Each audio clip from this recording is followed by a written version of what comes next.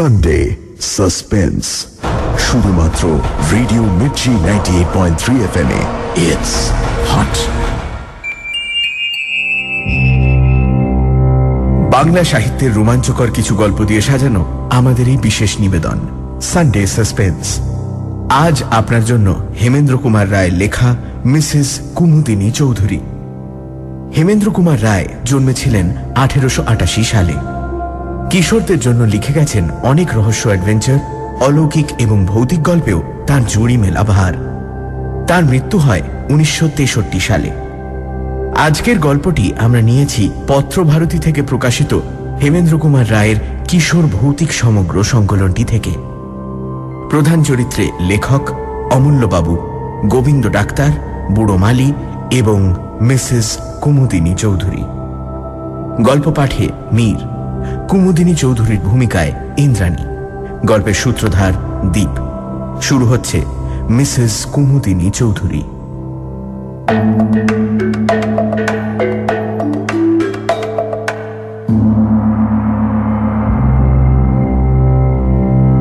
আমি ঔপন্যাসিক কেবল এইটুকু বললেই বলা হয় না। আমি উপন্যাস লিখে টাকা রোজগার করি, অর্থাৎ আমি যদি উপন্যাস না লিখি তাহলে আমার পেটও চলবে না।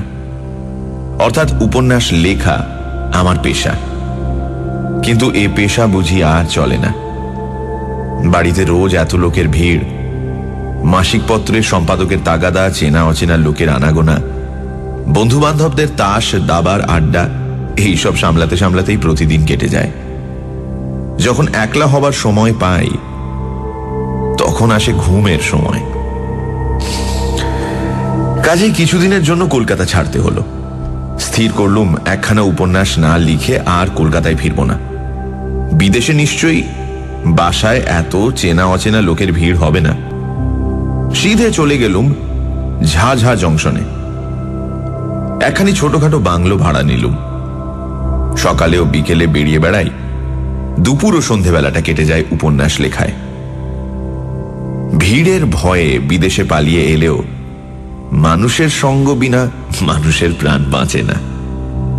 ঝাঝায় এসেও 3-4 জন লোকের সঙ্গে আমার অল্প বিস্তর ঘনিষ্ঠতা হল।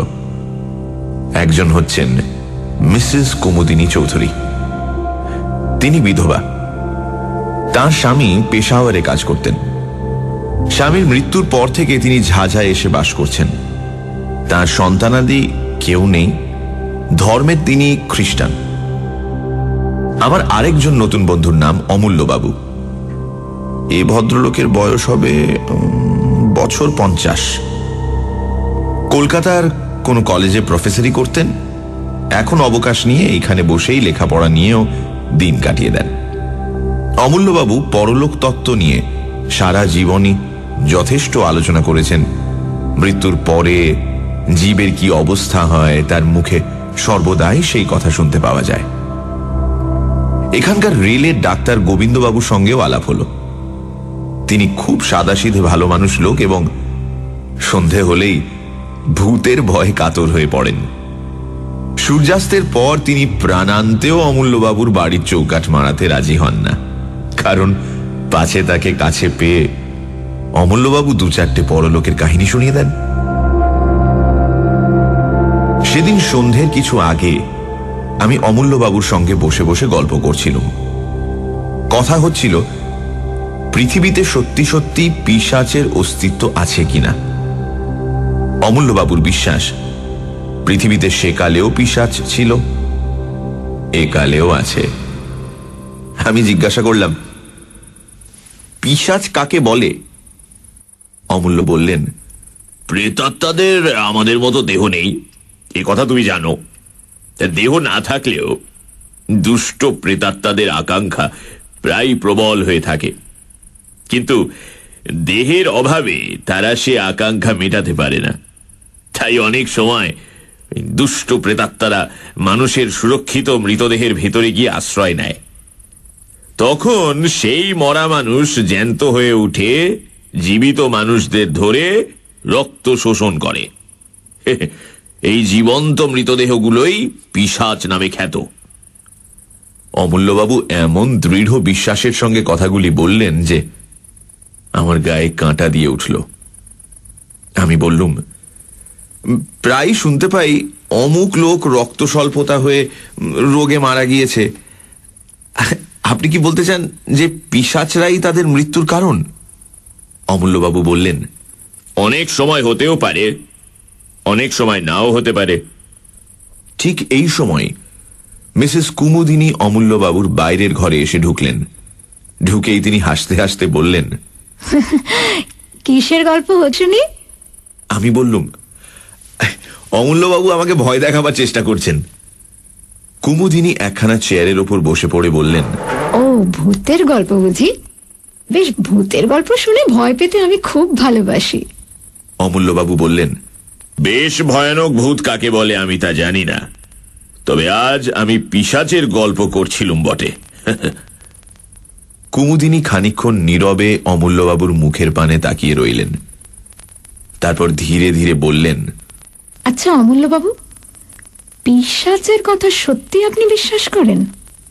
অমূল্যবাবু গম্ভীর স্বরে বললেন, সত্যি বিশ্বাস করি।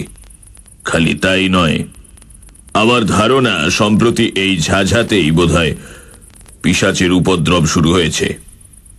আমি চমকে অমূল্যবাবুর মুখের দিকে মুখ তুলে তাকালাম। কুমুদিনীরও মুখ ভয়ে ম্লান হয়ে গেল, কিন্তু সে ভাবটা সামলে নিয়ে তিনি বললেন, আপনার এমন গাঁজাখুরি ধারণার কি কারণ শুনি? অমূল্যবাবু স্থিরভাবেই বললেন, সম্প্রতি এখানে রক্তস্বল্পতা রোগে মৃত্যুর হার বড় বেড়ে উঠেছে। এর কোনো যুক্তিসঙ্গত কারণ খুঁজে পাওয়া যায় না। কুমুদিনী উচ্চস্বরে হাসতে হাসতে উঠে দাঁড়িয়ে বললেন, বেশ তো অমূল্যবাবু, আপনি একটা পিশাচকে বন্দি করবার চেষ্টা করুন না। অমূল্যবাবু অল্প স্বরে বললেন, সেই চেষ্টাই করব। ভূত না মানলেও ভূতের ভয় যে ছাড়ে না, অমূল্যবাবুর বাড়ি থেকে আসতে আসতে সে প্রমাণ ভালো করেই পেলাম। সন্ধ্যের অন্ধকারের ভেতর দিয়ে ফিরতে ফিরতে প্রত্যেক আনাচে কানাচে মনে হতে লাগল যেন সত্যি সত্যি কোনো জীবন্ত মৃতদেহ আমার দিকে লক্ষ্য স্থির করে দাঁড়িয়ে আছে।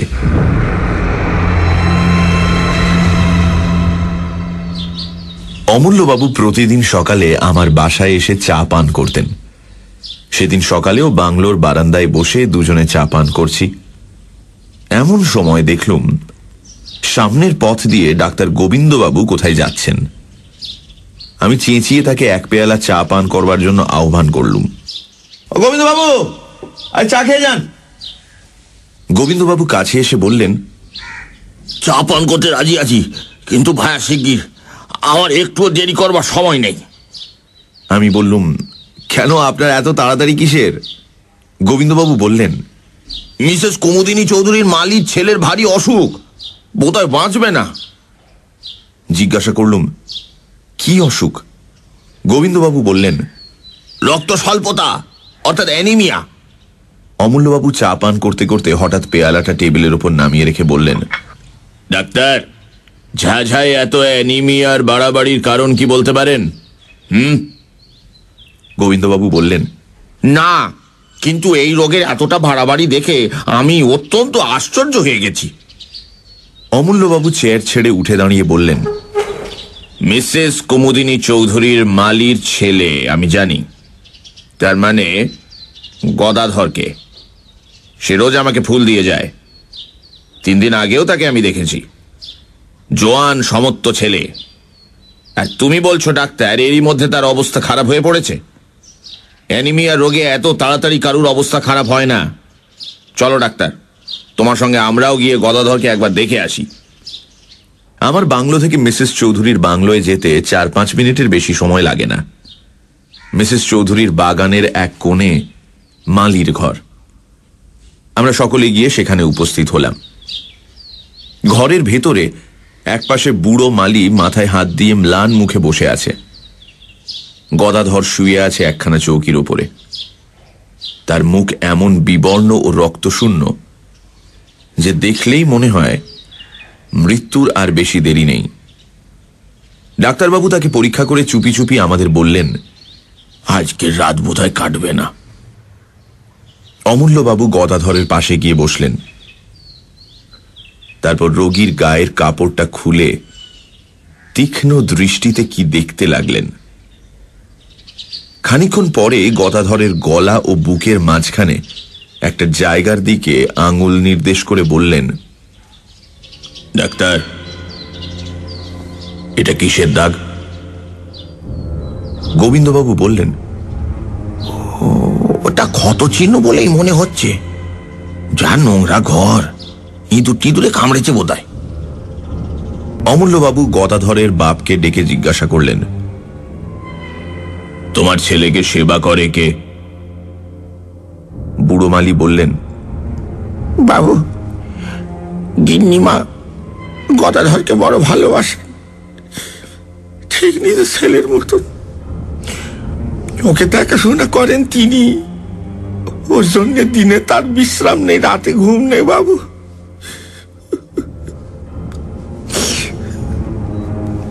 অমূল্যবাবু উঠে দাঁড়িয়ে দৃঢ় স্বরে বললেন, রোগীর ভালো রকম যত্ন সেবা হচ্ছে না। গদাধরকে আমি আমার বাড়িতে নিয়ে যাব। ডাক্তার, তোমার রেলের 2-4 জন কুলিকে ডাকো। গদাধরকে তারা এক্ষুনি আমার বাড়িতে নিয়ে চলুক। আমার বিশ্বাস একে আমি নিশ্চয়ই বাঁচাতে পারবো। অমূল্যবাবুর এই অদ্ভুত বিশ্বাসের কারণ কি আমরা বুঝতে পারলাম না। রোগ হয়েছে রোগীর দেহে, এই বাড়ি থেকে ও বাড়ি নিয়ে গেলে তার কি উপকার হতে পারে? যাক, কথাই কাজ করা হলো। গদাধরকে যখন বাগানের ভেতর দিয়ে নিয়ে যাওয়া হচ্ছে, সেই সময় মিসেস কুমুদিনী তার বাংলোর বারান্দায় দাঁড়িয়েছিলেন। আমাদের দেখে নেমে এসে তিনি বিস্মিত স্বরে বললেন, এ কি ব্যাপার? গদাধরকে কোথায় নিয়ে যাওয়া হচ্ছে? অমূল্যবাবু বললেন, আমার বাড়িতে। এখানে ও ঠিক মতো সেবা আর চিকিৎসা হচ্ছে না। কুমুদিনীর 2 চোখে একটা ক্রোধের ভাব ফুটে উঠেই আবার মিলিয়ে গেল। ধীরে ধীরে তিনি বললেন, বেশ, আপনারা যা ভালো বোঝেন করুন। গদাধরের আরাম হলে আমার যে খুশি আর কেউ হবে না।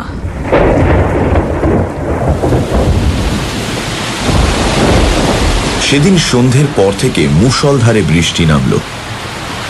গাছপালার আর্তনাদ ও মেঘের গর্জনের সঙ্গে সঙ্গে পাহাড়ের উপর থেকে হুড় হুড় করে বৃষ্টিধারা নেমে আসার শব্দ শুনতে শুনতে আমি ঘুমিয়ে পড়লাম। অনেক রাতে হঠাৎ করে আমার ঘুম ভেঙে গেল। অন্ধকারে ধর্মড়িয়ে বিছানার উপর উঠে বসে মনে হলো জানলার শার্সির উপরে বাইরে থেকে কি যেন ঠক ঠক করে আওয়াজ করছে। প্রথমে ভাবলাম আমারই মনের ভুল। বাইরে তখনও সমান তোড়ে বৃষ্টি ঝরছে, বাজ ডাকছে, ঝড় একেবারে হৈ হৈ করছে। এমন দুর্যোগে শার্সির উপর করাঘাত করতে আসবে কে? হয়তো ঝোড়ো হাওয়া ঘরের ভেতর ঢুকতে চায়। আবার বিছানার উপর শুয়ে পড়লুম, কিন্তু সঙ্গে সঙ্গে তখনই শার্সির উপরে আবার শব্দ হলো। সবিস্ময়ে বিছানার উপর থেকে লাফিয়ে পড়লুম। আর তো কোনোই সন্দেহ নেই, কে এলো? এই বন জঙ্গল পাহাড়ের দেশে এই ঝড় বৃষ্টি অন্ধকারে কে আমার ঘরের ভেতর ঢুকতে চায়? অজানা বিদেশ বলে শোবার সময় বালিশের তলায় রোজই একটা টর্চ রেখে দিতুম। টপ করে তুলে নিয়ে জেলে জানলার উপরে আলোটা ফেললুম, আর সেই তীব্র আলোকে দেখলুম বন্ধ শার্সির উপরে 2 হাত ও মুখ রেখে দাঁড়িয়ে আছে এক অদ্ভুত মূর্তি। ঝোড়ো হাওয়ায় রাশি রাশি কালো লম্বা চুল এসে তার সারা মুখখানাকে আচ্ছন্ন করে ফেলেছে, এবং সেই চুলের ফাঁকে আগুনের মতো দপদপ করে জ্বলছে তার 2 বিস্ফারিত চক্ষু। পর মুহূর্তে মুখখানা আলোক রেখার ভেতর থেকে সাত করে সরে গেল। এ কি দুঃস্বপ্ন? ভয়ে মুষড়ে আলো নিভিয়ে বিছানার উপর কাঁপতে কাঁপতে বসে পড়লুম। আতঙ্কে সারা রাত আর ঘুম হলো না। কেবলই মনে হতে লাগলো সারসির কাঁচ ভেঙে ওই বুঝি এক অমানসিক মূর্তি ঘরের ভেতরে হুড়মুড় করে ঢুকে পড়ে। সানডে সাসপেন্সে আজ মিসেস কুমুদিনী চৌধুরী। লেখক এসেছেন ঝাঝায়। সেখানে তার সঙ্গে আলাপ হয় অমূল্যবাবুর, যিনি পরলোক তত্ত্ব চর্চা করেন। অমূল্যবাবুর ধারণা ঝাঝাতে ইদানিং পিশাচের উপদ্রব শুরু হয়েছে এবং সেই কারণেই অ্যানিমিয়ায় সেখানে বেশ কিছু লোকের মৃত্যু ঘটেছে।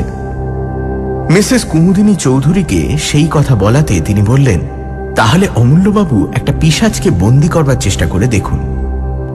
ইতিমধ্যে মিসেস চৌধুরীর বাড়ির মালির ছেলে গদাধর অসুস্থ হয়ে পড়ল। অমূল্যবাবু তাকে নিজের বাড়িতে নিয়ে এলেন। সে রাতে প্রচণ্ড ঝড় বৃষ্টির মধ্যে লেখক দেখলেন তার জানলায় কে ঠকঠক করছে। টর্চ ফেলে দেখলেন একটা ভয়ঙ্কর মূর্তি। তারপর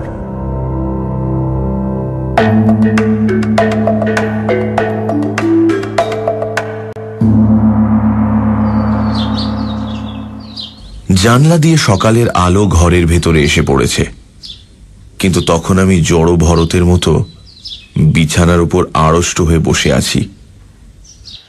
এমন সময় বাইরে থেকে শুনলুম আমার নাম ডাকছেন অমূল্যবাবু।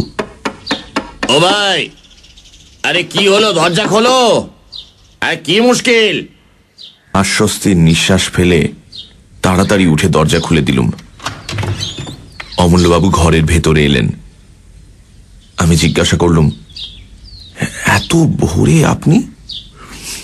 গদাধরের অসুখ বেড়েছে নাকি? অমূল্যবাবু বিছানার উপর উঠে বসে হাসি মুখে বললেন, অসুখ বেড়েছে কি? এই অল্প সময় গদাধর প্রায় সেরে উঠেছে। আমি সবিস্ময়ে বললুম, বলেন কি? কি করে সারল? অমূল্যবাবু বললেন, গদাধরের কোনো অসুখ তো হয়নি, সে পড়েছিল পিশাচের পাল্লায়। চেষ্টা করেও আমি হাসি থামাতে পারলুম না। কৌতুক ভরে বললুম, আপনি কি চারিদিকেই এখন পিশাচের স্বপ্ন দেখছেন? হ্যাঁ?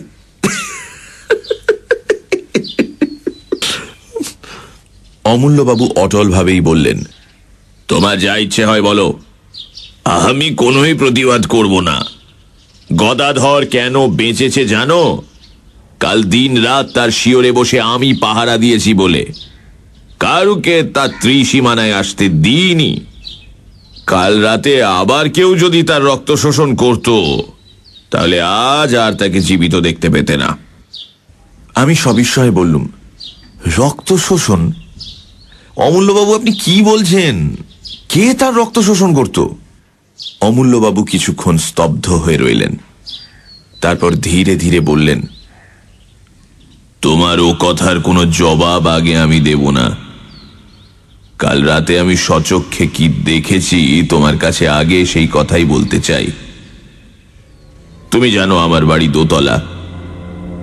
গদাধরকে আমি দোতলার ঘরেই শুইয়ে রেখেছিলুম পাহারা দেবার জন্যে। তার পাশে বসে কাল সারা রাত আমি কাটিয়ে দিয়েছি। কালকের রাতের ঝড় বৃষ্টির কথা তুমিও টের পেয়েছো বোধহয়। মাঝ রাতে ঝড় বৃষ্টির বেগ অত্যন্ত বেড়ে ওঠে।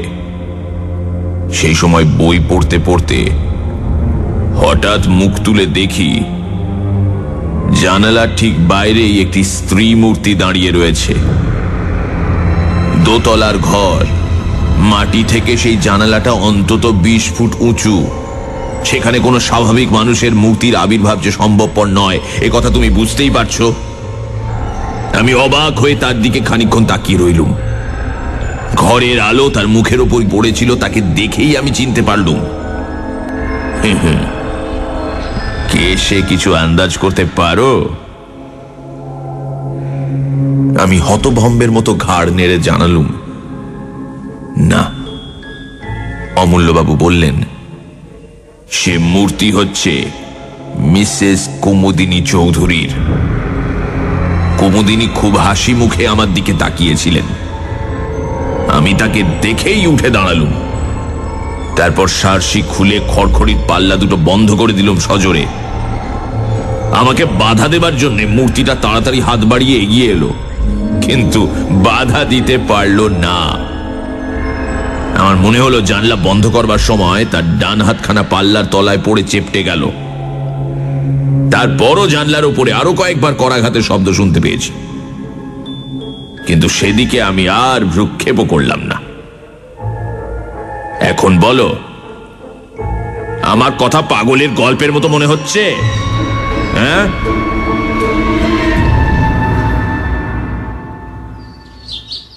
আমি রুদ্ধশ্বাসে বলে উঠলাম, অমূল্যবাবু, অমূল্যবাবু, আপনি আপনি কি বলছেন মিস কুমুদিনী চৌধুরী?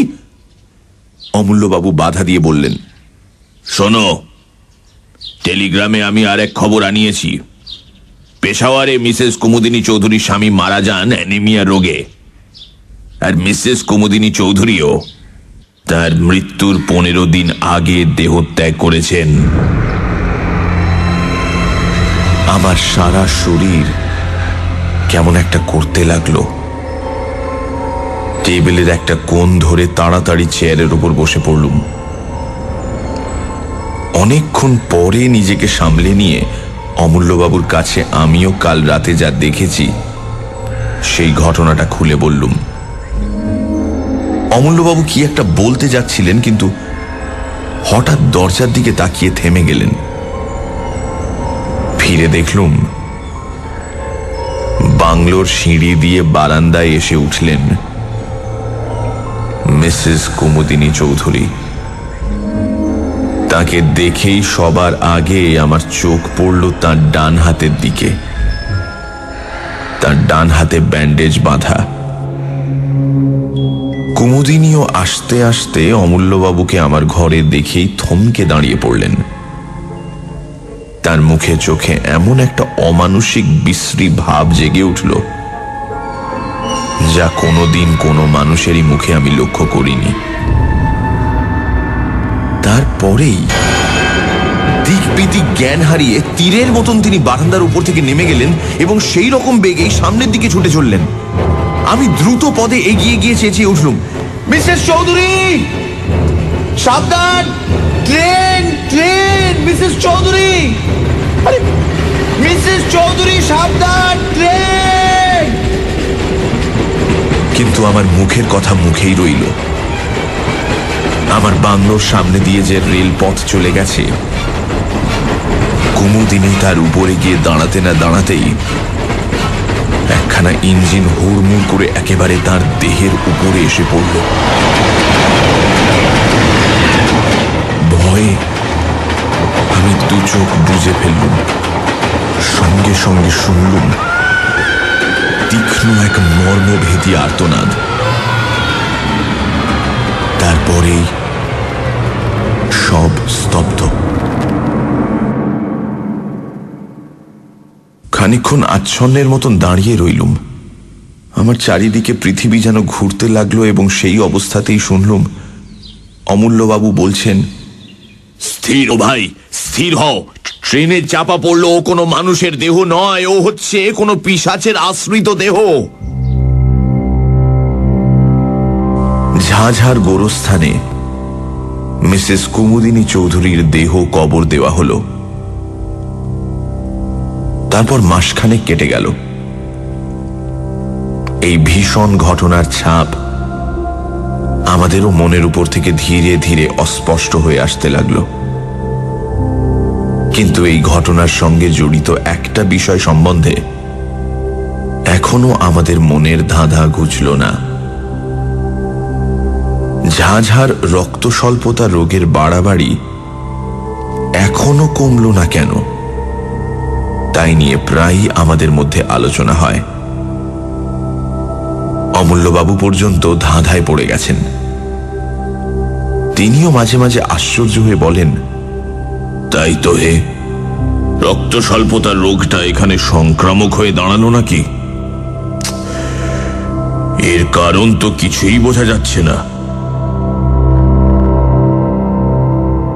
কিছুদিন পরে একদিন নদীর ধার থেকে ফিরতে আমার রাত হয়ে গেল। সে রাতটা ছিল চমৎকার। পরিপূর্ণ পূর্ণিমা নদীর জলকে যেন মেজে ঘষে রূপোর মতো চকচকে করে তুলেছে এবং চারিদিক ধপধপ করছে, প্রায় দিনের বেলার মতো। এই পূর্ণিমার শোভা দেখবার জন্যই এতক্ষণ আমি নদীর ধারে অপেক্ষা করছিলাম। বিভোর হয়ে চারিদিকে তাকাতে তাকাতে বাড়ির পথে ফিরে আসছি। গভীর স্তব্ধতার ভেতরে ঝিঝি পোকার ডাক ছাড়া আর কোনো কিছুরই সাড়া পাওয়া যাচ্ছে না। পথও একান্ত নির্জন। প্রাণে হঠাৎ গান গাইবার স্বাদ হলো। এমন রাতের সৃষ্টি তো গান গাইবার জন্যই, কিন্তু গান গাইবার উপক্রম করতেই সামনের দিকে তাকিয়ে যা দেখলুম, তাতে আমার বুকের রক্ত যেন হিম হয়ে গেল। পথের একটা মোড় ফিরে প্রায় আমার সামনে এসে দাঁড়ালেন মিসেস কুমুদিনী চৌধুরী। আমার দেখবার কোনো ভুল হয়নি। তেমন উজ্জ্বল পূর্ণিমায় ভুল হবার কোনো সম্ভাবনাই ছিল না। ভাগ্যে কুমুদিনী অন্যদিকে তাকিয়েছিলেন, তাই আমাকে তিনি দেখতে পেলেন না। আমি তাড়াতাড়ি একটা গাছের আড়ালে সরে গেলুম। কুমুদিনী সেই পথ ধরে একদিকে অগ্রসর হলেন। আমি স্তম্ভিত চোখে লক্ষ্য করলুম তার দেহ যেন মাটির উপর দিয়ে পা ফেলে হেঁটে যাচ্ছে না, শূন্য দিয়ে ভেসে যাচ্ছে একখানা মেঘের মতন। পথের বাঁকে সেই অদ্ভুত ভীষণ মূর্তি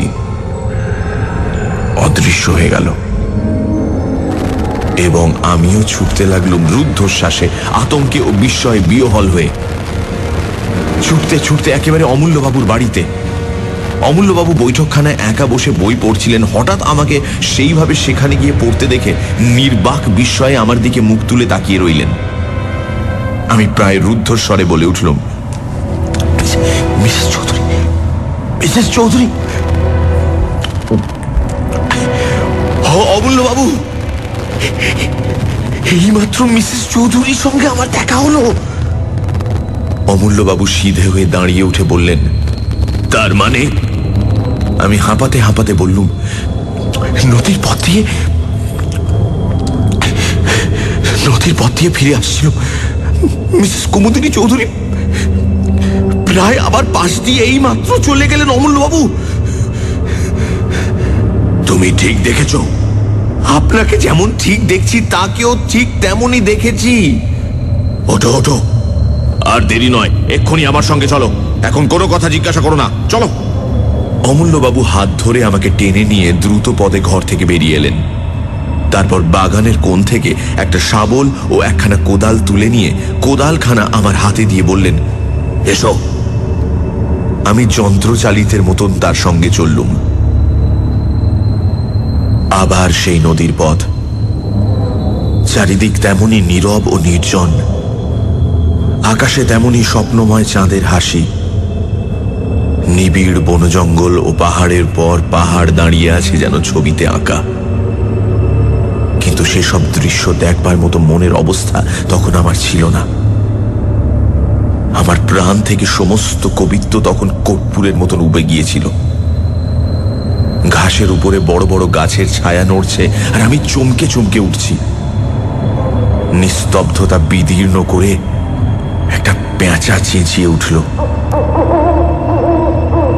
শিউরে উঠে আমি ভাবলুম, ঝোপে ঝাড়ে আড়ালে আবছায়ায় যেসব অশরীরী দুষ্ট আত্মা রক্ত তৃষ্ণায় উন্মুখ হয়ে আছে, ওই নিশাচর পাখিটা যেন তাদেরই সাবধান করে জানিয়ে দিল, তোমরা প্রস্তুত হও, পৃথিবীর শরীরী প্রাণী আসছে।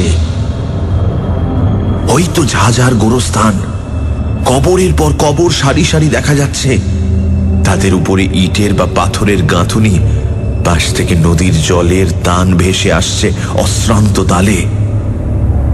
আমার মনে হলো এতক্ষণ এইসব কবরের পাথরের উপর যেসব ছায়া দেহ বসে বসে রাত্রি যাপন করছিল, আচম্বিতে জীবিত মানুষের আবির্ভাবে অন্তরালে গিয়ে নদীর সঙ্গে স্বর মিলিয়ে তারা ভয়াবহ কানাকানি করছে। একটা ঝোপের ভিতরে আমাকে টেনে নিয়ে গিয়ে অমূল্যবাবু বললেন, এইখানে স্থির হয়ে লুকিয়ে বসে থাকি, এসো, সাবধান, কোনো কথা কইও না। সারা রাত সেইখানে আড়ষ্ট হয়ে দুজনে বসে রইলুম। সেদিনকার সেই রাতটাকে আর পৃথিবীর রাত বলে মনে হলো না। এই লোকে থেকেও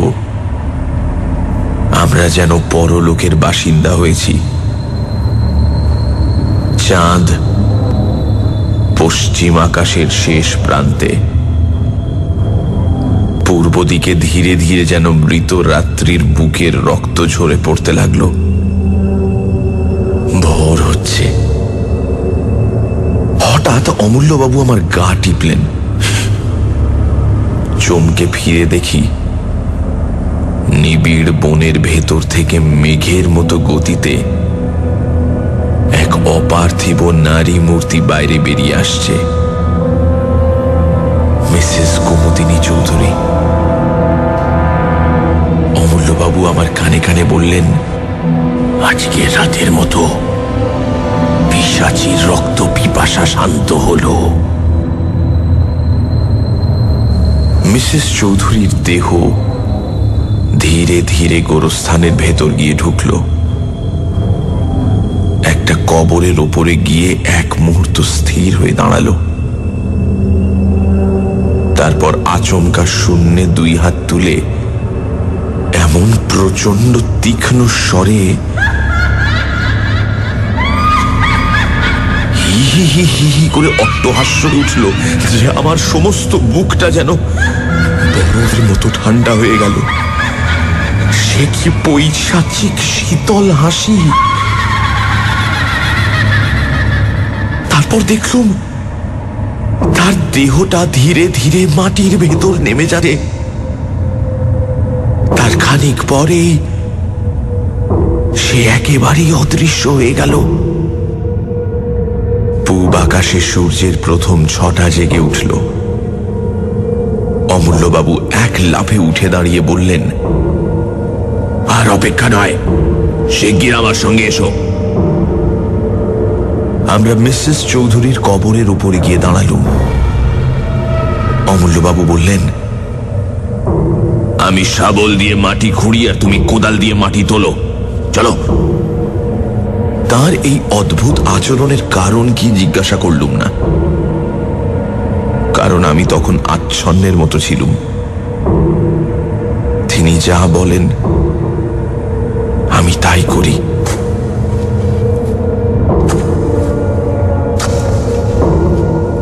অল্পক্ষণ পরেই কফিনটা দেখা গেল।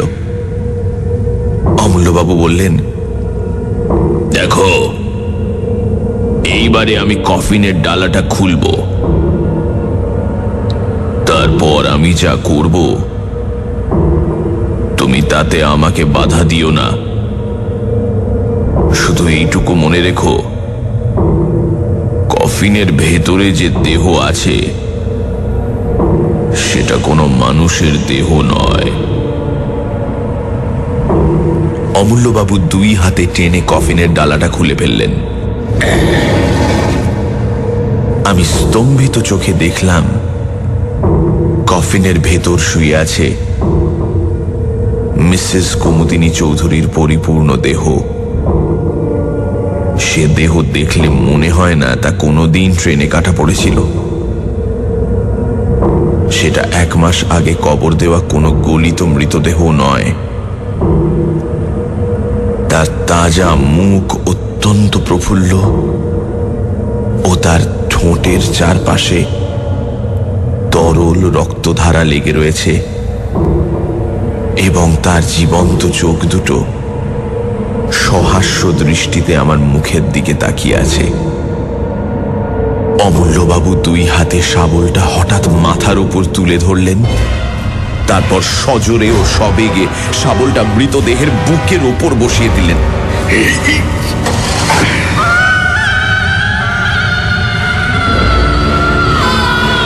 ইঞ্জিনের বাঁশির আওয়াজের মতো এক তীব্র দীর্ঘ আর্তনাদে আকাশ বাতাস পরিপূর্ণ হয়ে গেল। তারপর সব চুপচাপ।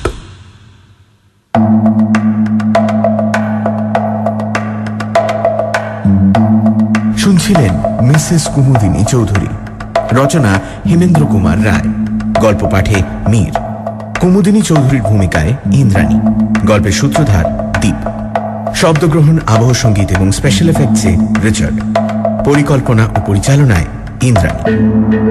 আগামী সপ্তাহে ঠিক এই সময় আরও একটি রোমাঞ্চকর গল্প নিয়ে হাজির হবে। ছিলুম বটে। কুমুদিনী খানিকক্ষণ নীরবে অমূল্যবাবুর মুখের পানে তাকিয়ে রইলেন, তারপর ধীরে ধীরে বললেন, আচ্ছা অমূল্যবাবু, পিশাচের কথা সত্যি আপনি বিশ্বাস করেন? অমূল্যবাবু গম্ভীর স্বরে বললেন, সত্যি বিশ্বাস করি। খালি তাই নয়, আমার ধারণা সম্প্রতি এই ঝাঝাতেই বোধহয় পিশাচের উপদ্রব শুরু হয়েছে। আমি চমকে অমূল্যবাবুর মুখের দিকে মুখ তুলে তাকালাম। কুমুদিনীরও মুখ ভয়ে ম্লান হয়ে গেল, কিন্তু সে ভাবটা সামলে নিয়ে তিনি বললেন, আপনার এমন গাঁজাখুরি ধারণার কি কারণ শুনি? অমূল্যবাবু স্থিরভাবেই বললেন, সম্প্রতি এখানে রক্তস্বল্পতা রোগে মৃত্যুর হার বড় বেড়ে উঠেছে। এর কোনো যুক্তিসঙ্গত কারণ খুঁজে পাওয়া যায় না। কুমুদিনী উচ্চস্বরে হাসতে হাসতে উঠে দাঁড়িয়ে বললেন, বেশ তো অমূল্যবাবু, আপনি একটা পিশাচকে বন্দি করবার চেষ্টা করুন না। অমূল্যবাবু অল্প স্বরে বললেন,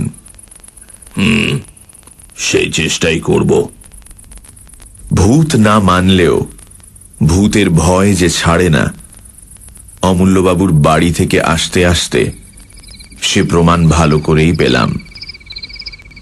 সন্ধ্যের অন্ধকারের ভেতর দিয়ে ফিরতে ফিরতে প্রত্যেক আনাচে কানাচে মনে হতে লাগলো যেন সত্যি সত্যি কোনো জীবন্ত মৃতদেহ আমার দিকে লক্ষ্য স্থির করে দাঁড়িয়ে আছে।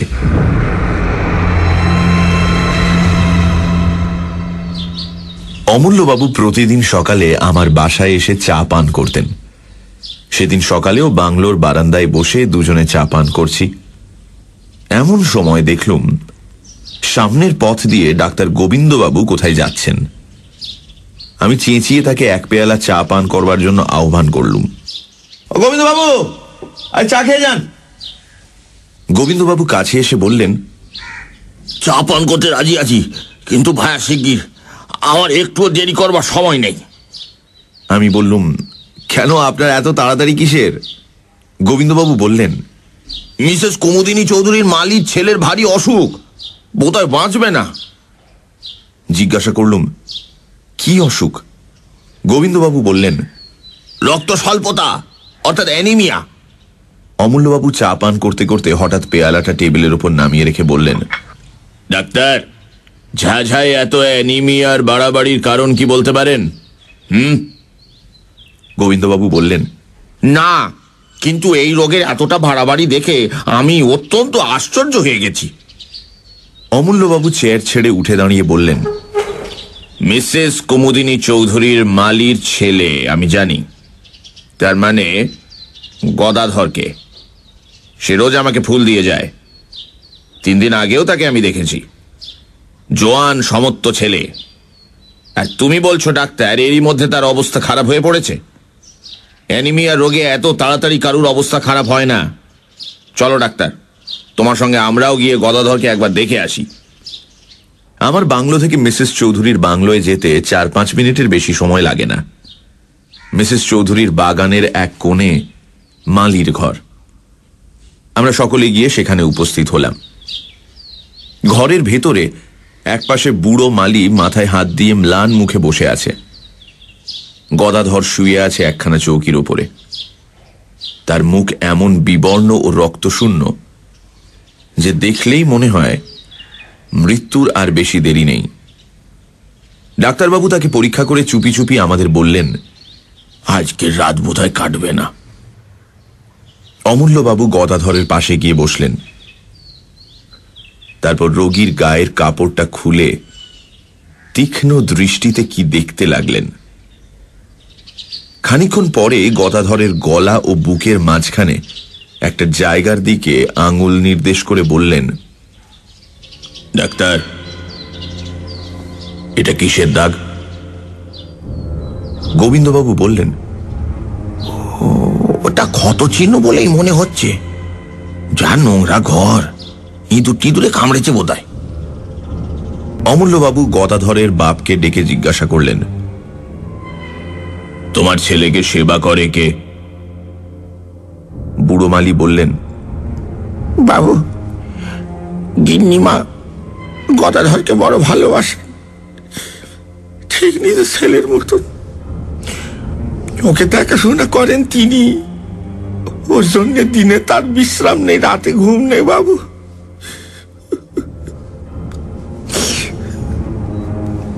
অমূল্যবাবু উঠে দাঁড়িয়ে দৃঢ় স্বরে বললেন, রোগীর ভালো রকম যত্ন সেবা হচ্ছে না। গদাধরকে আমি আমার বাড়িতে নিয়ে যাব। ডাক্তার, তোমার রেলের 2-4 জন কুলিকে ডাকো। গদাধরকে তারা এক্ষুনি আমার বাড়িতে নিয়ে চলুক। আমার বিশ্বাস একে আমি নিশ্চয়ই বাঁচাতে পারবো।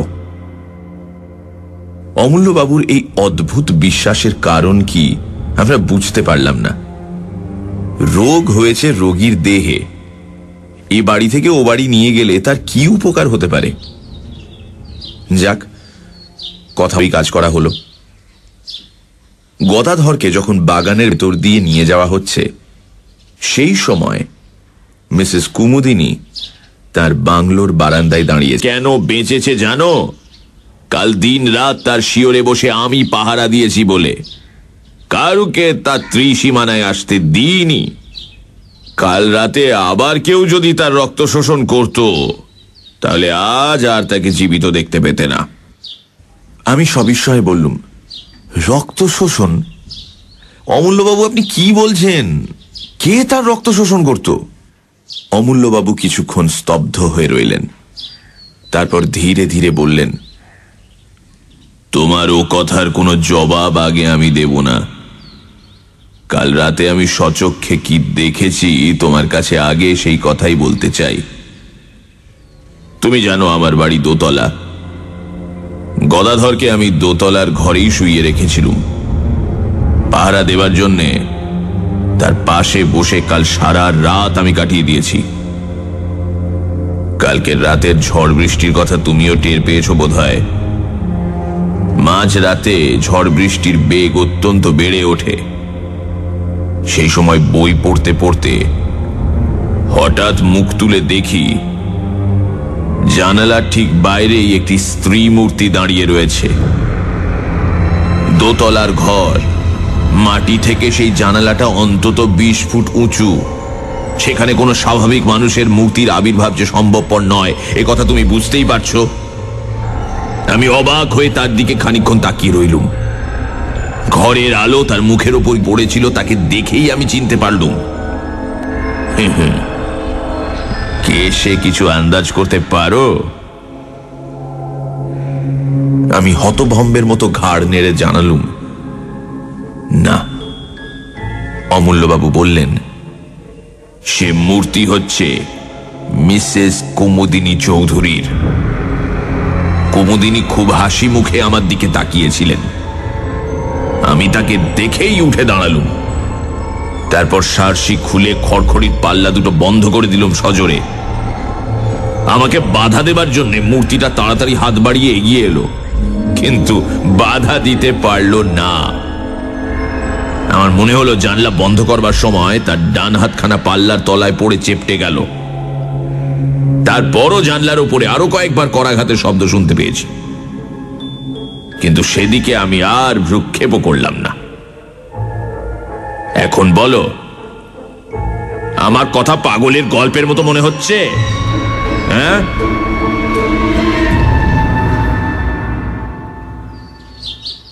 আমি রুদ্ধশ্বাসে বলে উঠলাম, অমূল্যবাবু, অমূল্যবাবু, আপনি আপনি কি বলছেন মিস কুমুদিনী চৌধুরী?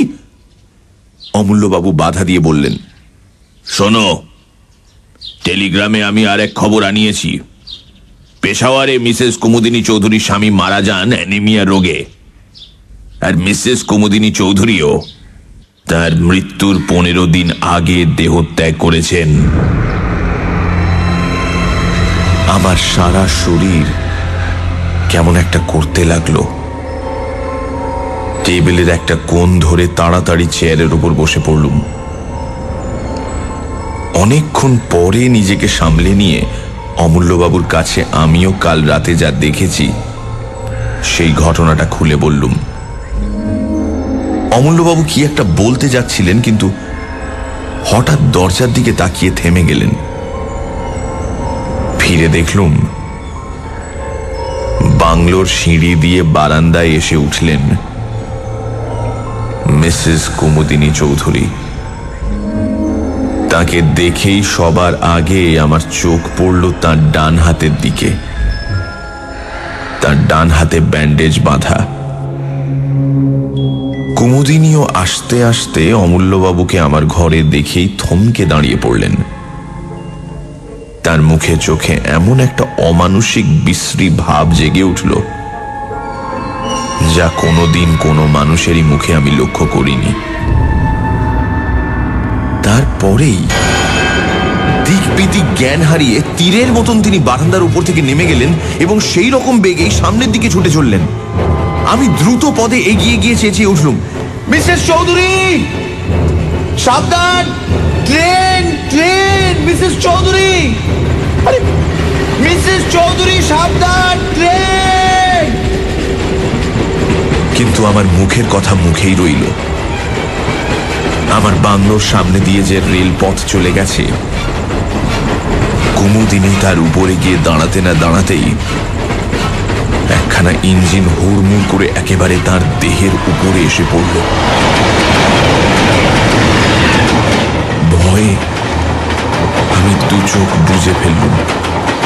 সঙ্গে সঙ্গে শুনলুম তীক্ষ্ণ এক মর্মভেদী আর্তনাদ।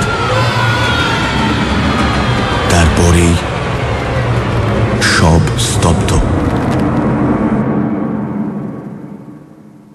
খানিকক্ষণ আচ্ছন্নের মতন দাঁড়িয়ে রইলুম। আমার চারিদিকে পৃথিবী যেন ঘুরতে লাগলো এবং সেই অবস্থাতেই শুনলুম অমূল্যবাবু বলছেন, স্থির ও ভাই, স্থির হও। ট্রেনে চাপা পড়লো ও কোনো মানুষের দেহ নয়, ও হচ্ছে কোনো পিশাচের আশ্রিত দেহ। ঝাঝার গোরস্থানে মিসেস কুমুদিনী চৌধুরীর দেহ কবর দেওয়া হল। তারপর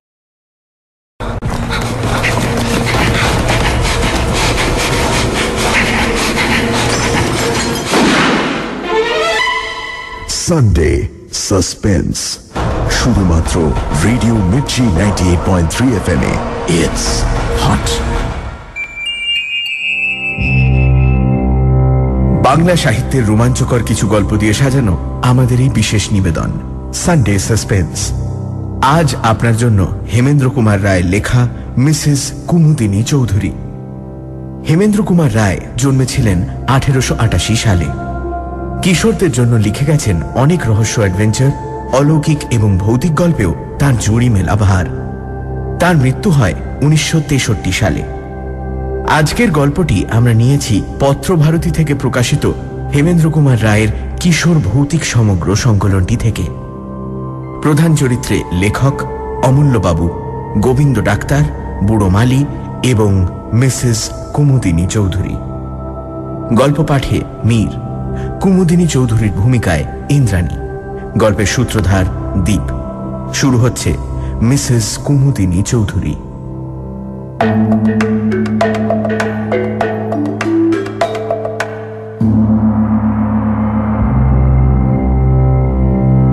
আমি ঔপন্যাসিক কেবল এইটুকু বললেই বলা হয় না। আমি উপন্যাস লিখে টাকা রোজগার করি, অর্থাৎ আমি যদি উপন্যাস না লিখি তাহলে আমার পেটও চলবে না। অর্থাৎ উপন্যাস লেখা আমার পেশা, কিন্তু এ পেশা বুঝি আর চলে না। বাড়িতে রোজ এত লোকের ভিড়, মাসিক পত্রের সম্পাদকের তাগাদা, চেনা অচেনা লোকের আনাগোনা, বন্ধু বান্ধবদের তাস দাবার আড্ডা, এইসব সামলাতে সামলাতেই প্রতিদিন কেটে যায়। যখন একলা হবার সময় পাই তখন আসে ঘুমের সময়। কাজেই কিছুদিনের জন্য কলকাতা ছাড়তে হলো। স্থির করলুম একখানা উপন্যাস না লিখে আর কলকাতায় ফিরব না। বিদেশে নিশ্চয়ই বাসায় এত চেনা অচেনা লোকের ভিড় হবে না। সিধে চলে গেলুম ঝাঝা জংশনে। একখানি ছোটখাটো বাংলো ভাড়া নিলুম। সকালে ও বিকেলে বেরিয়ে বেড়াই, দুপুর ও সন্ধেবেলাটা কেটে যায় উপন্যাস লেখায়। ভিড়ের ভয়ে বিদেশে পালিয়ে এলেও মানুষের সঙ্গ বিনা মানুষের প্রাণ বাঁচে না। ঝাঝায় এসেও ৩-৪ জন লোকের সঙ্গে আমার অল্প বিস্তর ঘনিষ্ঠতা হল। একজন হচ্ছেন মিসেস কুমুদিনী চৌধুরী। তিনি বিধবা। তার স্বামী পেশাওয়ারে কাজ করতেন। স্বামীর মৃত্যুর পর থেকে তিনি ঝাঝায় এসে বাস করছেন। তার সন্তানাদি কেউ নেই। ধর্মের তিনি খ্রিস্টান। আমার আরেকজন নতুন বন্ধুর নাম অমূল্যবাবু। এ ভদ্রলোকের বয়স হবে বছর 50। কলকাতার কোন কলেজে প্রফেসরি করতেন। এখন অবকাশ নিয়ে এইখানে বসেই লেখাপড়া নিয়েও দিন কাটিয়ে দেন। অমূল্যবাবু পরলোক তত্ত্ব নিয়ে সারা জীবনই যথেষ্ট আলোচনা করেছেন। মৃত্যুর পরে জীবের কি অবস্থা হয় তার মুখে সর্বদাই সেই কথা শুনতে পাওয়া যায়। এখানকার রেলের ডাক্তার গোবিন্দবাবুর সঙ্গেও আলাপ হল। তিনি খুব সাদাসিধে ভালো মানুষ লোক এবং সন্ধে হলেই ভূতের ভয়ে কাতর হয়ে পড়েন। সূর্যাস্তের পর তিনি প্রাণান্তেও অমূল্যবাবুর বাড়ির চৌকাঠ মারাতে রাজি হন না, কারণ পাছে তাকে কাছে পেয়ে অমূল্যবাবু 2-4টে পরলোকের কাহিনী শুনিয়ে দেন। সেদিন সন্ধ্যের কিছু আগে আমি অমূল্যবাবুর সঙ্গে বসে বসে গল্প করছিলাম। কথা হচ্ছিল পৃথিবীতে সত্যি সত্যি পিশাচের অস্তিত্ব আছে কিনা। অমূল্যবাবুর বিশ্বাস পৃথিবীতে সেকালেও পিশাচ ছিল, একালেও আছে। আমি জিজ্ঞাসা করলাম, পিশাচ কাকে বলে? অমূল্য বললেন, প্রেতাত্মাদের আমাদের মতো দেহ নেই, এ কথা তুমি জানো। দেহ না থাকলেও দুষ্ট প্রেতাত্মাদের আকাঙ্ক্ষা প্রায় প্রবল হয়ে থাকে, কিন্তু দেহের অভাবে তারা সে আকাঙ্ক্ষা মেটাতে পারে না। তাই অনেক সময় দুষ্ট প্রেতাত্মারা মানুষের সুরক্ষিত মৃতদেহের ভেতরে গিয়ে আশ্রয় নেয়।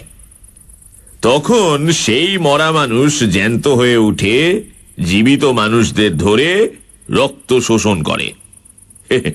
এই জীবন্ত মৃতদেহগুলোই পিশাচ নামে খ্যাত। অমূল্যবাবু এমন দৃঢ় বিশ্বাসের সঙ্গে কথাগুলি বললেন যে আমার গায়ে কাঁটা দিয়ে উঠল। আমি বললুম, প্রায় শুনতে পাই অমুক লোক রক্ত স্বল্পতা হয়ে রোগে মারা গিয়েছে। আপনি কি বলতে চান যে পিশাচরাই তাদের মৃত্যুর কারণ?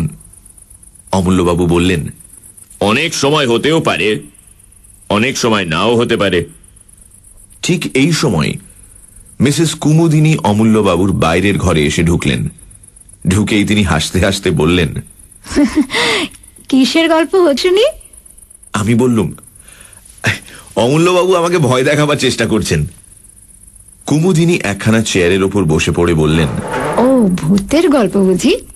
বেশ, ভূতের গল্প শুনে ভয় পেতে আমি খুব ভালোবাসি। অমূল্যবাবু বললেন, বেশ ভয়ানক ভূত কাকে বলে আমি তা জানি না, তবে আজ আমি পিশাচের গল্প করব। মাসখানেক কেটে গেল। এই ভীষণ ঘটনার ছাপ আমাদেরও মনের উপর থেকে ধীরে ধীরে অস্পষ্ট হয়ে আসতে লাগলো। কিন্তু এই ঘটনার সঙ্গে জড়িত একটা বিষয় সম্বন্ধে এখনো আমাদের মনের ধাঁধা ঘুচল না। ঝাঝার রক্ত স্বল্পতা রোগের বাড়াবাড়ি এখনো কমল না কেন? তাই নিয়ে প্রায়ই আমাদের মধ্যে আলোচনা হয়। অমূল্যবাবু পর্যন্ত ধাঁধায় পড়ে গেছেন। তিনিও মাঝে মাঝে আশ্চর্য হয়ে বলেন, তাই তো হে, রক্ত স্বল্পতার রোগটা এখানে সংক্রামক হয়ে দাঁড়ালো নাকি? এর কারণ তো কিছুই বোঝা যাচ্ছে না। কিছুদিন পরে একদিন নদীর ধার থেকে ফিরতে আমার রাত হয়ে গেল। সে রাতটা ছিল চমৎকার। পরিপূর্ণ পূর্ণিমা নদীর জলকে যেন মেজে ঘষে রূপোর মতো চকচকে করে তুলেছে এবং চারিদিক ধপধপ করছে, প্রায় দিনের বেলার মতো। এই পূর্ণিমার শোভা দেখবার জন্যই এতক্ষণ আমি নদীর ধারে অপেক্ষা করছিলাম। বিভোর হয়ে চারিদিকে তাকাতে তাকাতে বাড়ির পথে ফিরে আসছি। গভীর স্তব্ধতার ভেতরে ঝিঝি পোকার ডাক ছাড়া আর কোনো কিছুরই সাড়া পাওয়া যাচ্ছে না। পথও একান্ত নির্জন। প্রাণে হঠাৎ গান গাইবার স্বাদ হলো। এমন রাতের সৃষ্টি তো গান গাইবার জন্যই, কিন্তু গান গাইবার উপক্রম করতেই সামনের দিকে তাকিয়ে যা দেখলুম, তাতে আমার বুকের রক্ত যেন হিম হয়ে গেল। পথের একটা মোড় ফিরে প্রায় আমার সামনে এসে দাঁড়ালেন মিসেস কুমুদিনী চৌধুরী। আমার দেখবার কোনো ভুল হয়নি। তেমন উজ্জ্বল পূর্ণিমায় ভুল হবার কোনো সম্ভাবনাই ছিল না। ভাগ্যে কুমুদিনী অন্যদিকে তাকিয়েছিলেন, তাই আমাকে তিনি দেখতে পেলেন না। আমি তাড়াতাড়ি একটা গাছের আড়ালে সরে গেলুম। কুমুদিনী সেই পথ ধরে একদিকে অগ্রসর হলেন। আমি স্তম্ভিত চোখে লক্ষ্য করলুম তার দেহ যেন মাটির উপর দিয়ে পা ফেলে হেঁটে যাচ্ছে না, শূন্য দিয়ে ভেসে যাচ্ছে একখানা মেঘের মতন। পথের বাঁকে সেই অদ্ভুত ভীষণ মূর্তি অদৃশ্য হয়ে গেল এবং আমিও ছুটতে লাগলুম রুদ্ধশ্বাসে, আতঙ্কে ও বিস্ময়ে বিহ্বল হয়ে। ছুটতে ছুটতে একেবারে অমূল্যবাবুর বাড়িতে। অমূল্যবাবু বৈঠকখানায় একা বসে বই পড়ছিলেন। হঠাৎ আমাকে সেইভাবে সেখানে গিয়ে পড়তে দেখে নির্বাক বিস্ময়ে আমার দিকে মুখ তুলে তাকিয়ে রইলেন। আমি প্রায় রুদ্ধস্বরে বলে উঠলাম, মিসেস চৌধুরী, মিসেস চৌধুরী। অমূল্যবাবু, এইমাত্র মিসেস চৌধুরীর সঙ্গে আমার দেখা হলো। অমূল্যবাবু সিধে হয়ে দাঁড়িয়ে উঠে বললেন, তার মানে? আমি হাঁপাতে হাঁপাতে বললুম, নদীর পথ দিয়ে ফিরে আসছিল মিসেস কুমুদিনী চৌধুরী। প্রায় আবার পাশ দিয়ে এই মাত্র চলে গেলেন অমূল্যবাবু। তুমি ঠিক দেখেছ? আপনাকে যেমন ঠিক দেখছি তাকেও ঠিক তেমনই দেখেছি। ওঠো ওঠো, আর দেরি নয়, এক্ষুনি আমার সঙ্গে চলো। এখন কোনো কথা জিজ্ঞাসা করো না, চলো। অমূল্যবাবু হাত ধরে আমাকে টেনে নিয়ে দ্রুত পদে ঘর থেকে বেরিয়ে এলেন। তারপর বাগানের কোণ থেকে একটা শাবল ও একখানা কোদাল তুলে নিয়ে কোদালখানা আমার হাতে দিয়ে বললেন, এসো। আমি যন্ত্রচালিতের মতন তার সঙ্গে চললুম। আবার সেই নদীর পথ, চারিদিক তেমনি নীরব ও নির্জন, আকাশে তেমনি স্বপ্নময় চাঁদের হাসি। নিবিড় বনজঙ্গল ও পাহাড়ের পর পাহাড় দাঁড়িয়ে আছে যেন ছবিতে আঁকা। কিন্তু সেসব দৃশ্য দেখবার মতো মনের অবস্থা তখন আমার ছিল না। আমার প্রাণ থেকে সমস্ত কবিত্ব তখন কর্পূরের মতন উবে গিয়েছিল। ঘাসের উপরে বড় বড় গাছের ছায়া নড়ছে আর আমি চমকে চমকে উঠছি। নিস্তব্ধতা বিদীর্ণ করে একটা পেঁচা চেঁচিয়ে উঠল। শিউরে উঠে আমি ভাবলুম, ঝোপে ঝাড়ে আড়ালে আবছায়ায় যেসব অশরীরী দুষ্ট আত্মা রক্ত তৃষ্ণায় উন্মুখ হয়ে আছে, ওই নিশাচর পাখিটা যেন তাদেরই সাবধান করে জানিয়ে দিল, তোমরা প্রস্তুত হও। পৃথিবীর শরীরী প্রাণী আসছে। ওই তো ঝাঝার গোরস্থান, কবরের পর কবর সারি সারি দেখা যাচ্ছে। তাদের উপরে ইটের বা পাথরের গাঁথুনি, পাশ থেকে নদীর জলের তান ভেসে আসছে অশ্রান্ত তালে। আমার মনে হলো এতক্ষণ এইসব কবরের পাথরের উপর যেসব ছায়া দেহ বসে বসে রাত্রি যাপন করছিল, আচম্বিতে জীবিত মানুষের আবির্ভাবে অন্তরালে ছিলেন। আমাদের দেখে নেমে এসে তিনি বিস্মিত স্বরে বললেন, এ কি ব্যাপার? গদাধরকে কোথায় নিয়ে যাওয়া হচ্ছে? অমূল্যবাবু বললেন, আমার বাড়িতে। এখানেও ঠিক মতো সেবা আর চিকিৎসা হচ্ছে না। কুমুদিনীর দুই চোখে একটা ক্রোধের ভাব ফুটে উঠেই আবার মিলিয়ে গেল। ধীরে ধীরে তিনি বললেন, বেশ, আপনারা যা ভালো বোঝেন করুন। গদাধরের আরাম হলে আমার যে খুশি আর কেউ হবে না।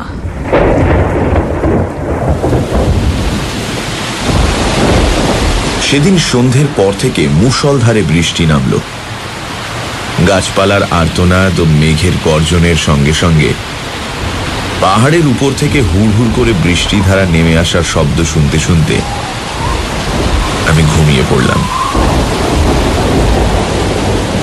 অনেক রাতে হঠাৎ করে আমার ঘুম ভেঙে গেল। অন্ধকারে ধর্মড়িয়ে বিছানার উপর উঠে বসে মনে হলো জানলার শার্সির উপরে বাইরে থেকে কি যেন ঠক ঠক করে আওয়াজ করছে। প্রথমে ভাবলাম আমারই মনের ভুল। বাইরে তখনও সমান তোড়ে বৃষ্টি ঝরছে, বাজ ডাকছে ও ঝড় একেবারে হৈ হৈ করছে। এমন দুর্যোগে শার্সির উপর করাঘাত করতে আসবে কে? হয়তো ঝোড়ো হাওয়া ঘরের ভেতর ঢুকতে চায়। আবার বিছানার উপর শুয়ে পড়লুম, কিন্তু সঙ্গে সঙ্গে তখনই শার্সির উপরে আবার শব্দ হলো। সবিস্ময়ে বিছানার উপর থেকে লাফিয়ে পড়লুম। আর তো কোনোই সন্দেহ নেই, কে এলো? এই বন জঙ্গল পাহাড়ের দেশে এই ঝড় বৃষ্টি অন্ধকারে কে আমার ঘরের ভেতর ঢুকতে চায়? অজানা বিদেশ বলে শোবার সময় বালিশের তলায় রোজই একটা টর্চ রেখে দিতুম। টপ করে তুলে নিয়ে জেলে জানলার উপরে আলোটা ফেললুম, আর সেই তীব্র আলোকে দেখলুম বন্ধ শার্সির উপরে দুই হাত ও মুখ রেখে দাঁড়িয়ে আছে এক অদ্ভুত মূর্তি। ঝোড়ো হাওয়ায় রাশি রাশি কালো লম্বা চুল এসে তার সারা মুখখানাকে আচ্ছন্ন করে ফেলেছে, এবং সেই চুলের ফাঁকে আগুনের মতো দপদপ করে জ্বলছে তার দুটো বিস্ফারিত চক্ষু। পর মুহূর্তে মুখখানা আলোক রেখার ভেতর থেকে সাত করে সরে গেল। এ কি দুঃস্বপ্ন? ভয়ে মুষড়ে আলো নিভিয়ে বিছানার উপর কাঁপতে কাঁপতে বসে পড়লুম। আতঙ্কে সারা রাত আর ঘুম হলো না। কেবলই মনে হতে লাগলো শার্সির কাঁচ ভেঙে ওই বুঝি এক অমানসিক মূর্তি ঘরের ভেতরে হুড়মুড় করে ঢুকে পড়ে। সানডে সাসপেন্সে আজ মিসেস কুমুদিনী চৌধুরী। লেখক এসেছেন ঝাঝায়। সেখানে তার সঙ্গে আলাপ হয় অমূল্যবাবুর, যিনি পরলোক তত্ত্ব চর্চা করেন। অমূল্যবাবুর ধারণা ঝাঝাতে ইদানিং পিশাচের উপদ্রব শুরু হয়েছে, এবং সেই কারণেই অ্যানিমিয়ায় সেখানে বেশ কিছু লোকের মৃত্যু ঘটেছে। মিসেস কুমুদিনী চৌধুরীকে সেই কথা বলাতে তিনি বললেন, তাহলে অমূল্যবাবু একটা পিশাচকে বন্দি করবার চেষ্টা করে দেখুন। ইতিমধ্যে মিসেস চৌধুরীর বাড়ির মালির ছেলে গদাধর অসুস্থ হয়ে পড়ল। অমূল্যবাবু তাকে নিজের বাড়িতে নিয়ে এলেন। সে রাতে প্রচণ্ড ঝড় বৃষ্টির মধ্যে লেখক দেখলেন তার জানলায় কে ঠক ঠক করছে। টর্চ ফেলে দেখলেন একটা ভয়ঙ্কর মূর্তি। তারপর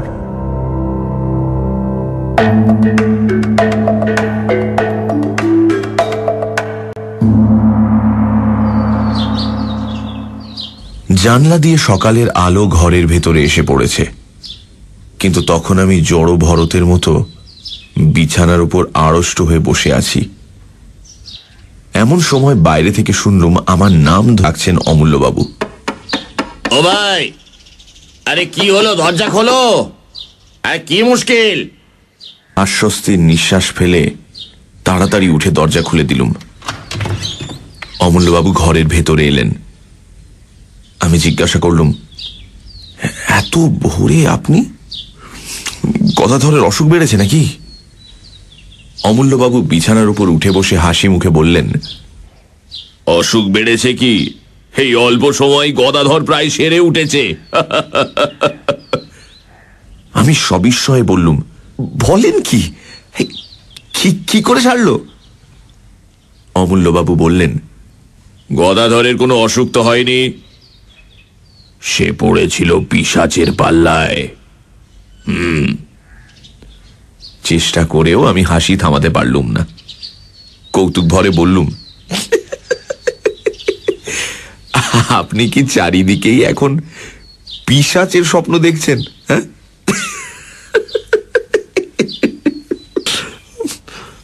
অমূল্যবাবু অটলভাবেই বললেন, তোমার যা ইচ্ছে হয় বলো, আমি কোনোই প্রতিবাদ করব না। গদাধর